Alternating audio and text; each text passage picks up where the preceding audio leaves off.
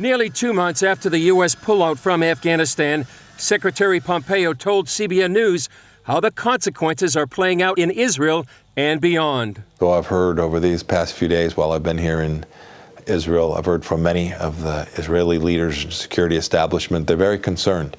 They're concerned not only about the increased terror risk, that there'll be room for al-Qaeda or for ISIS or for both to grow in the region in Afghanistan, and that this will embolden Iran, but also they're worried. They're worried because they saw America execute a withdrawal from Afghanistan that can only be described as a debacle.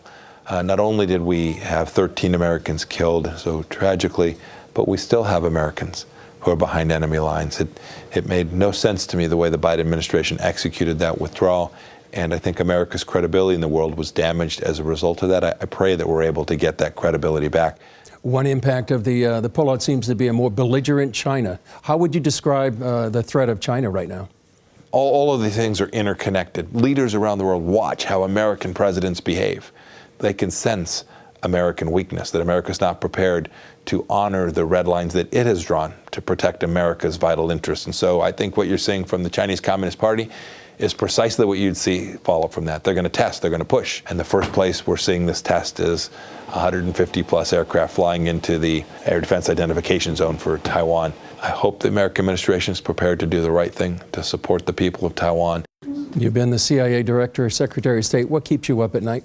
You know, the single biggest thing that keeps me up at night today is the fact that we are teaching our kids in school things that are so deeply disconnected from the American tradition that it is incomprehensible for me to understand. Right? We now have teachers who want to tell our kids that our nation was founded on a racist idea. They want to tell children that because of their race, they may well be the powerful and the other group be the victim. This is not the America that I have known. It's not the America that I've read about. It's not the American tradition. We had a noble founding. We are the most exceptional nation in the history of civilization. And if we refuse to teach our children that, then the republic is at risk.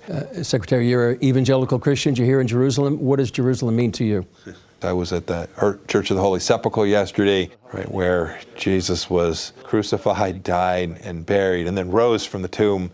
This is at the center of who we are as Christians, and to get to once again to walk this place is a reminder of how central Christianity is to humanity, and how important it is that as we enter public life, that we keep Christianity and our faith at the center of it, and we never fear. We are disciplined, we are true, we are tolerant of people of other faiths as well, but we know who we are as believers in Jesus Christ. Mr. Secretary, thanks for joining us. Thank you very much, sir. It was wonderful to see you again.